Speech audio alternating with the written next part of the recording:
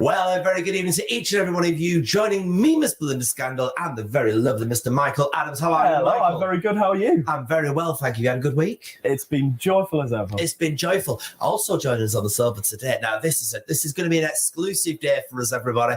We are very, very excited to be joined on the sofa today by author and now musical theatre extraordinaire, Mr. Matt Cain, everybody. How are you, Matt?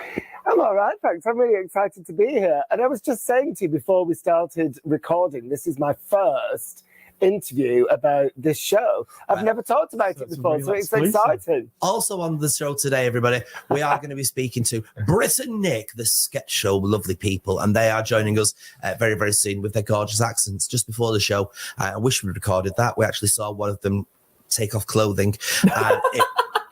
It was very exciting. As well as that, we're looking into pussies, everybody. Yes. Yes. Not literally. I've got 5 of them. Have you? Yeah. It's changing lives at Carrington, everybody. It's absolutely fantastic. And it's definitely a VT that you will really want to embrace and enjoy. What else is on the show today? What else is on the show today? Well, we have got a ramble with Rod. Yes. Where will he be today? We'll have to wait and see, won't we? Yes. And we have got the best of the TV and film with Hayley Cartwright. And as well as that, everybody, we're going to be looking at 2 new inventions. One's a pie maker and one's a velvetizer from Hotel Chocolat. We have been sent these products and we thought we would fully demonstrate them for you. So we'll get behind that. This is how your show's looking this evening.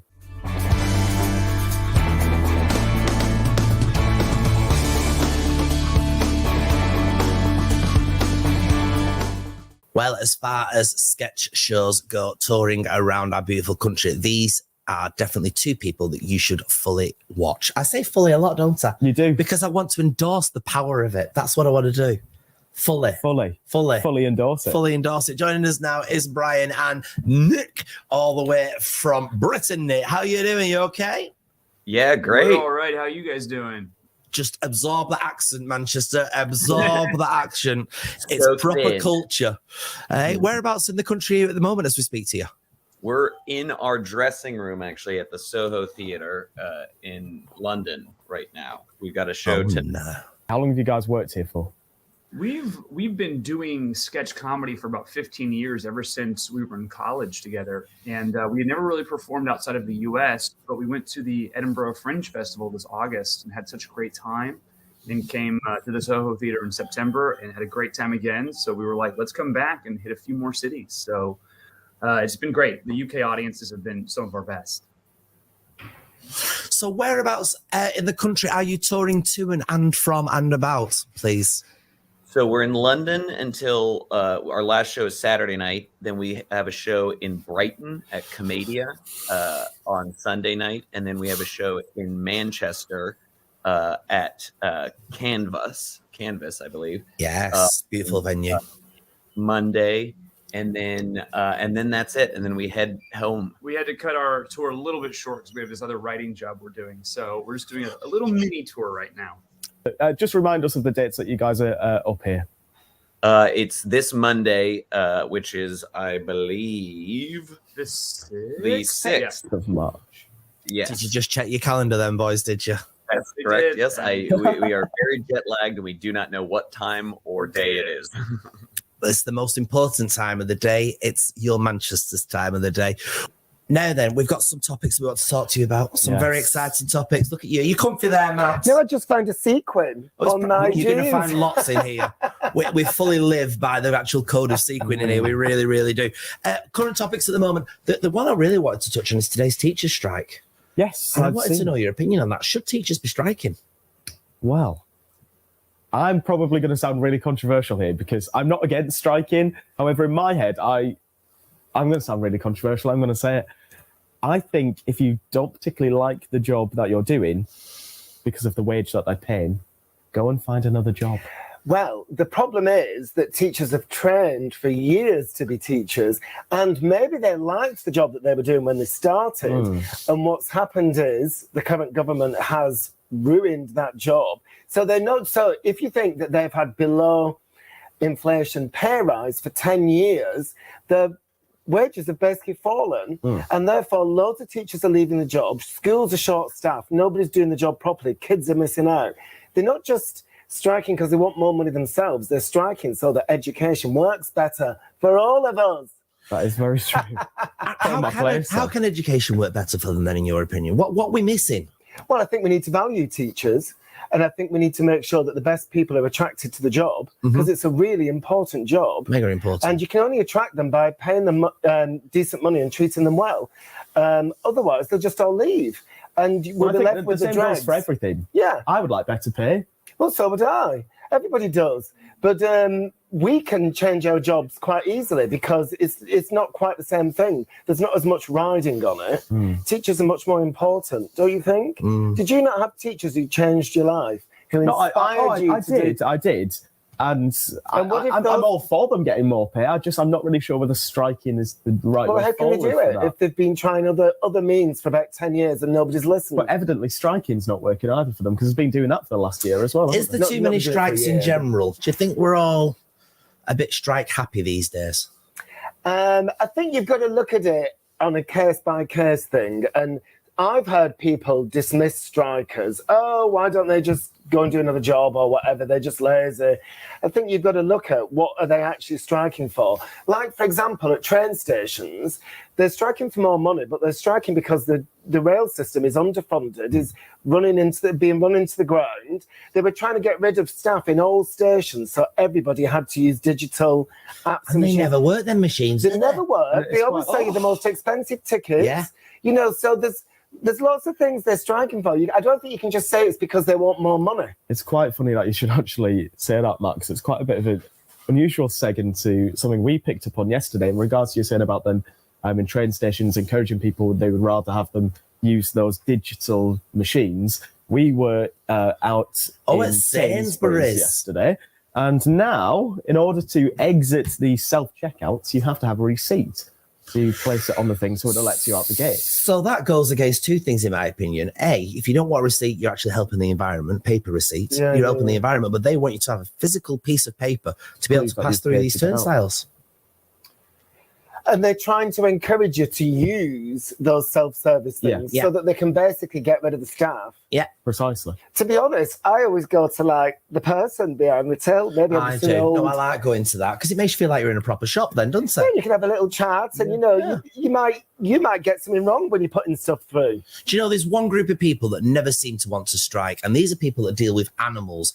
And we've been able to go to this lovely, lovely welfare centre, as I'm calling it, for these beautiful animals. Well, let's find out some more. My name's Nicole. I run Changing Lives at Carrington. We take in strays, private rehomes, and we rehome. Starting up Changing Lives, it was difficult. We set up just before COVID, which took a massive hit on obviously funds and things like that. So we started off with 3 cats, 2 rabbits, and now it's exploded to having to be able to cater for 60 cats, 20 rabbits, 1,001 guinea pigs, rats, snails, degus we've had tortoises, so just anything basically smaller than a cat. I work 24/7. I don't sleep basically. I will start at 9 o'clock in the morning.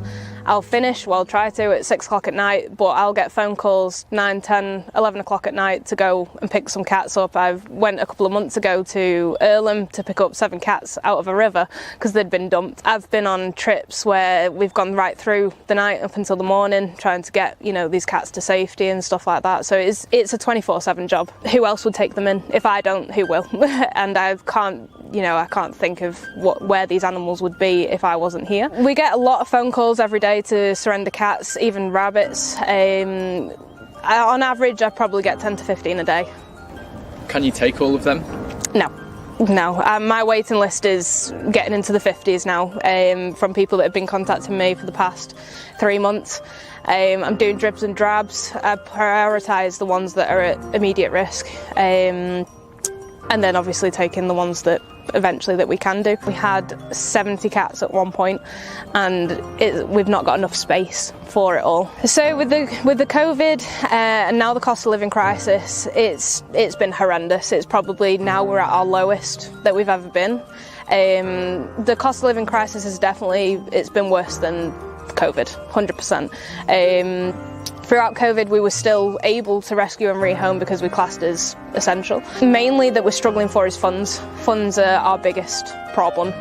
So we're a community interest company at the moment. We act like a charity, it's a non-for-profit. At the moment, I am running through the process of trying to be able to apply for charity status. And once we get that, then we can get the grants, we can get the funding, we can get gift aid. But at the moment, there's very little for CICs to apply for. I'm solely relying on donations from the public. So in here is our isolated units. So when we get a cat in, we pop them into isolation. So then we know that if any diseases do arise, they'll hopefully arrive within the next 3 weeks. Is it common for diseases to happen amongst cats? Yes, yeah, especially stray cats. We've got 2 strays, we've got one that's been surrendered.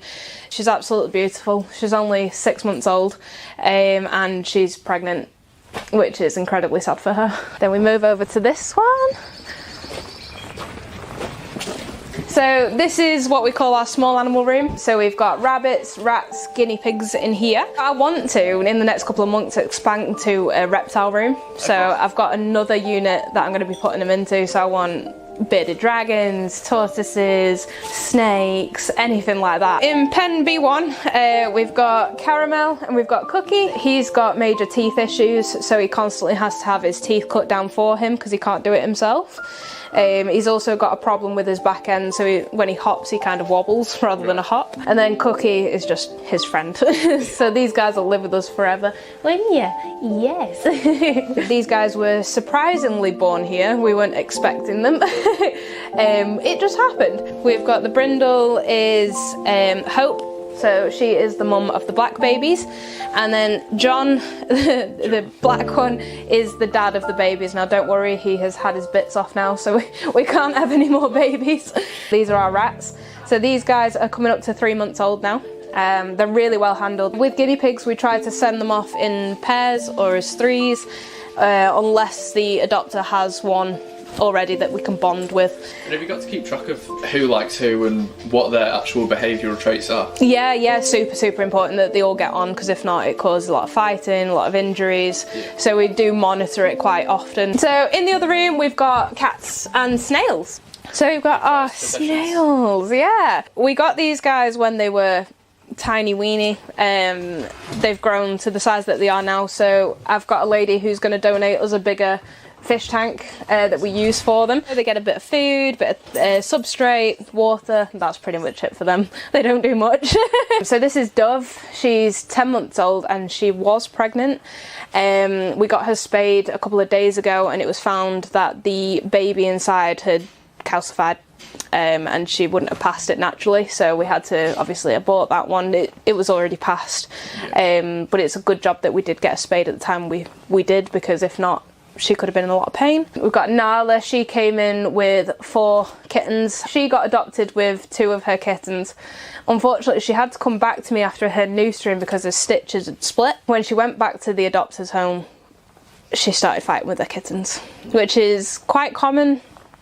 But yeah, it just wasn't suitable, so they brought her back and now we can rehome her again. Little Dolly under here, she is pregnant. She's probably going to drop anytime soon. Her nipples now are coming out, so she's starting that process, so it's probably in the next week or so. What would you say that people should do if they do want to get in contact with you? Contact me via our website, so we've got an active link chat on there that they can contact us on. My phone number's on there, email address. We've also got a link to our PayPal, we've got bank account, and through Facebook, Instagram, people can call me. Whichever.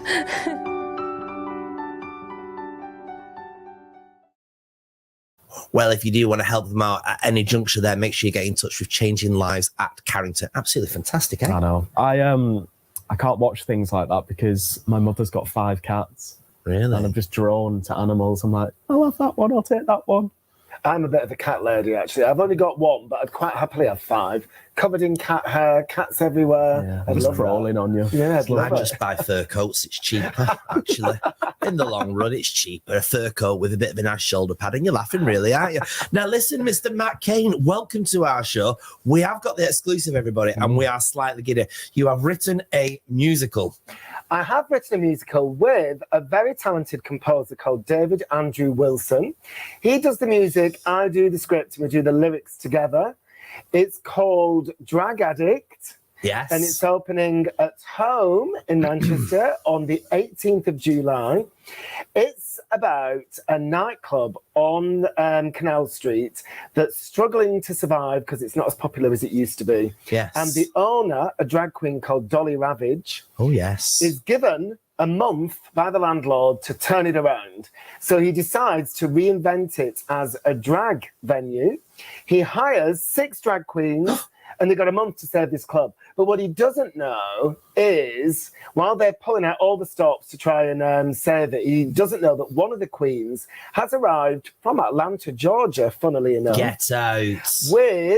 With a dark secret that could turn everything upside down and derail all his plans. Wow. How's that for a synopsis? That is a great synopsis. That was great. Where did the inspiration come from for this? Well, Many a night out on Canal Street. Many a night out on Canal Street. Although, to be honest, all my books, like the new one, Becoming Ted, they always end up on Canal Street. Wherever they start off, they always end up on Canal Street. Me and David were brought together by a mutual friend of ours and fellow Manchester girl, Arlene Phillips, choreography legend. Yeah. She's done everything. She's done everything, and she's doing the choreography for our show. And she choreographed, just to mention too, Starlight Express and Annie, the musical. She did. The And she was a film. judge on Strictly. Yeah. She was a judge on Strictly, pop videos for Diana Ross, Freddie Mercury, Yeah. you name it.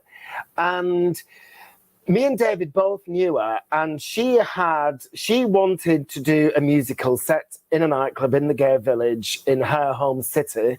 She brought us together and we started bouncing around ideas, and David and I went away and made it happen. And it's really exciting because, to be honest, I can write stories and invent characters and all that, but I can't even read music. I can't play an instrument.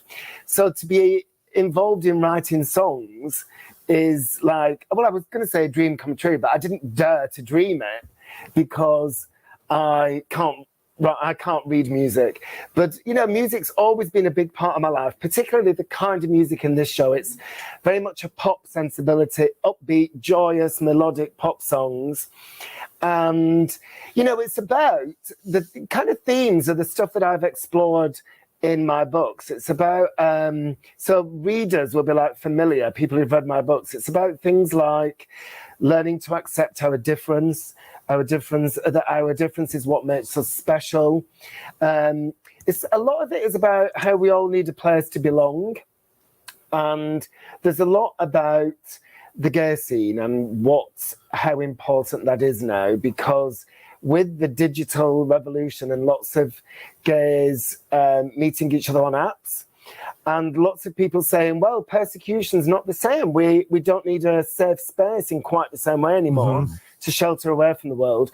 What does the gay scene stand for, and why do we still need it? And that's kind of what our show is about. And how's the process been for you then? Because obviously you talk about all these books that you've written, but now you're suddenly a part of a unit that are creating this end piece of art. I mean, what's that like, collaborating? Oh, that's a good question. Thank you. That's a good question because, so normally I'm just on my own at home making stuff up and I love it. And when you create stuff and come up with ideas, you've got to you're quite vulnerable and you've got to allow yourself to be vulnerable. And when me and David started working together, it was during one of the lockdowns. So it was all on Zoom. We'd do a draft of the lyrics and we'd bounce ideas around. And so it was quite like disjointed. We weren't like together in a room. When we started to be together in a room, it took us a bit to adjust to each other. We were both a bit nervous, but amazingly, we came together brilliantly and all that works. But then you're absolutely right. What happens then is everybody else comes into the team with ideas. They'll give you very hard criticism that they just like, I think this is wrong. I think, and everybody's got to justify their position.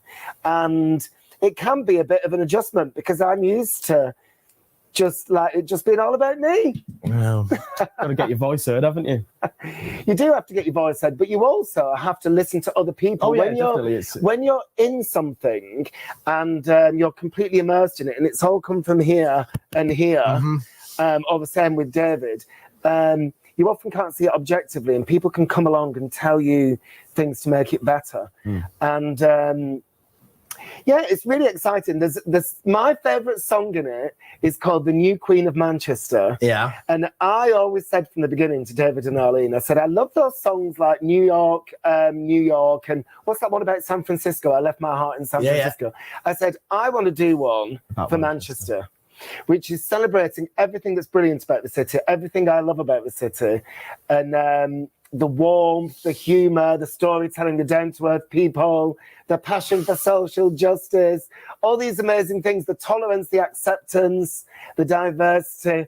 And we put all that together in this comedy number, which is a big band number called The New Queen of Manchester. And it always brings a tear to my eye when I see it rehearsed. So I'm really excited about hearing that in Manchester. We are looking forward to this very much. Stay where you are. Don't remember muscle. We've got so much more to cover.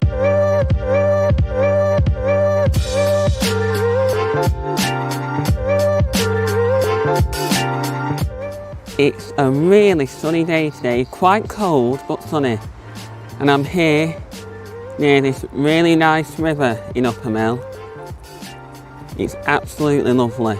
Beautiful gardens and a statue there.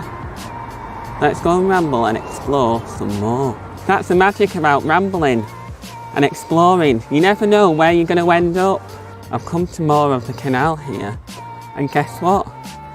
There's some boats. There's actually boats on here. I wonder if anyone actually lives on them. Oh, and I just flipped. Look at that. I'd love to go on one of those. It's all happening, I tell you, on Rudd's Rambles today. I don't know where this is going to now either. First time here. You all must know that I don't like them. It's the ducks. The ducks are all there, ready and waiting. Well, I hope you've enjoyed my tour around Upper Mill this week. Where will I be next week? Find out only on Your Manchester with what, of course? Rudd's Rambles, of course. But do you like your food? I love my food. That's a good thing because, well, I don't know whether you knew this actually. I am Bake Off champion, Your Manchester Bake Off champion. My brownies are to die for. Whereas Belinda Scandal and Mark Llewellyn's left a lot to be desired. So much so that Belinda's actually been in the kitchen all morning trying her best at two new inventions that she's got her hands on. One is a pie maker, one is a velvetizer. And well, there was only one person, of course, that she could ask to come along and do some taste testing. Check this out. So here we are. Now there's two wonderful things that are out on the market at the moment. The first one is this lovely pie maker. Now pie makers apparently are the future, so you can make your own pies. This one is the Hairy Biker's pie maker. Now the story of why we're doing this today, we had a little evening out with a dear friend of ours called Harriet Thorpe, and she was most insistent that we fully purchased a pie maker. Just put your fillings in, you'll be a bit of pastry and away you go. Now before we do that, let's do a little bit of a mojo. Here we are, let's see what the message is today. The message is today, I am making a difference. I am making a difference. Now I've not even plugged this in once yet because I've been waiting to do this VT all the time. It comes out in a nice roll like that. Oh, how lovely is that? Look at that, everybody. What a load of rubbish. I'm going to put that literally on there like that, and that should apparently cut that out. It goes. La la la la la la la la la. And then we make our filling. We're going to add some chicken that's been pre-cooked. Everybody, pre-cooked. And then I thought, what about a bit of chorizo? Hey? Or chorizo, depending where you're from. And then apparently we just add a stock cube, rub it all through. I am now crimping. This is going to be fun. I don't think this will even think about coming out. And then we score it so it looks like a Greg's. It's not me tasting it, I couldn't care less.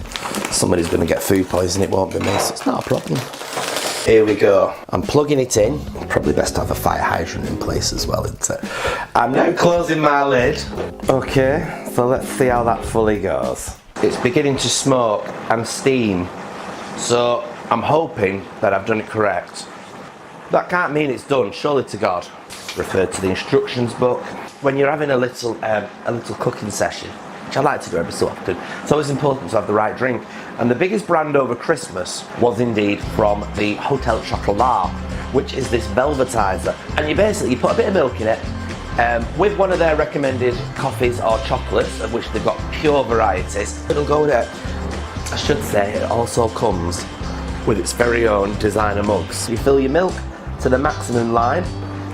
Anybody who knows me will know that my favourite coffee drink is a caramel latte, so I wanted to see what that's like. So you basically just take the sachet, you pour it in, and you put your lid on, and then you just push that. And what you can't see is that it's actually spinning as we speak. And at this juncture, most people who know me would know that I'd be out front having one of my favourite brands, that is called a Rothman Blue.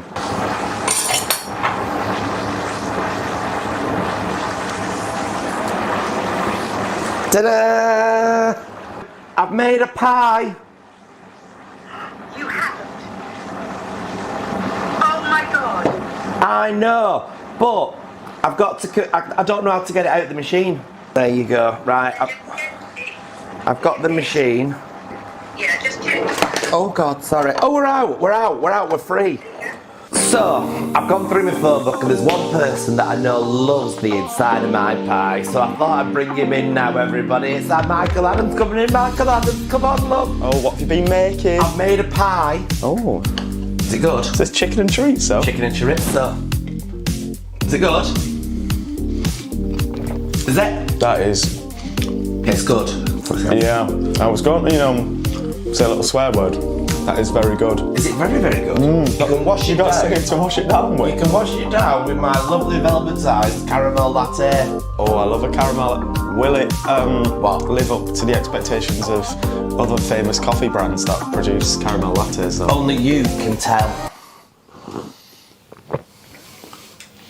Oh. Gee, that was like ASMR.